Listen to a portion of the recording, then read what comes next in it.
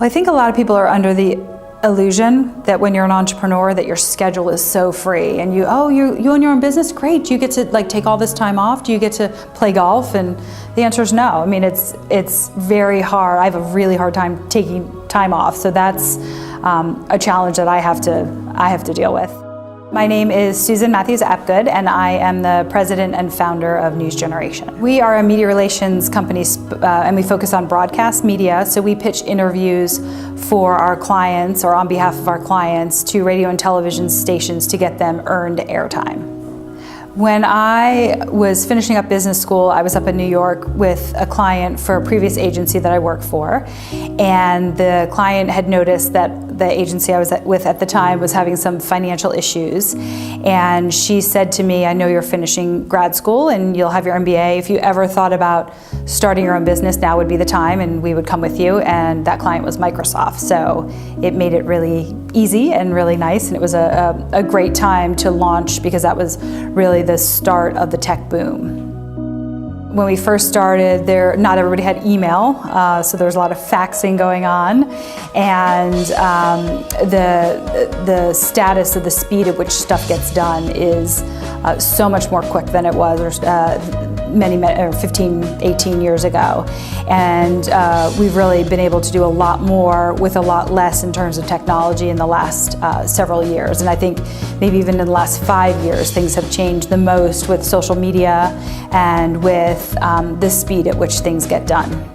When I was just finishing my MBA, I think I just graduated and got this opportunity to start this company, and I, at the time, was working with another woman who, she and I got a business plan software that we bought at Office Depot, and we wrote up a plan. It was sort of a step-by-step. It's nothing like you have now where it's all software-driven. It was a pretty arduous process, and we went through it, and we used to meet at my condo every night and go over it.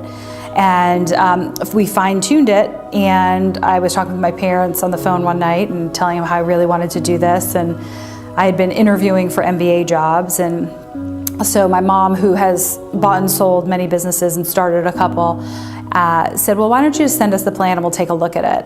And so I did. I sent her the plan, and we needed, bottom line, $15,400 to start the business, to get up and running for the first couple months.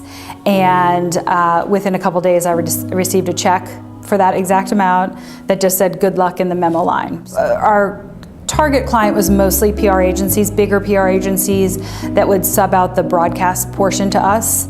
That right now makes up about 50% of our client base, and the other 50% is through associations, corporations, nonprofits, and government agencies. So it has shifted a little bit, where we used to really cater to public relations agencies. Now we cater to the end client much more directly than we did when we started the agency. To be an entrepreneur and to work for an entrepreneurial company, you really have to be resourceful. And if you're not going to make it as an entrepreneur unless you have a lot of financing. Work is always on your mind. It's not like you can say, okay, I'm done for the day and shut it off, especially with the 24/7 news cycle we live in and how people always expect an answer right away. So that is a challenge. The biggest piece of advice is just don't be afraid of hard work. A lot of people think, oh, it's too hard, it's too much. But I find if you break it down into smaller pieces and you sort of really look at the process and try to bite off little pieces at a time instead of saying, I can't revamp my IT system. Well, if you sit down and sort of write a plan, get a couple of proposals, you break it down, you tend to be able to tackle it in a much more efficient way. When you're an entrepreneur, you cannot be a procrastinator. You cannot say, oh, I'll do it tomorrow, I'll do it tomorrow, I'll do it tomorrow, because somebody else is doing it today.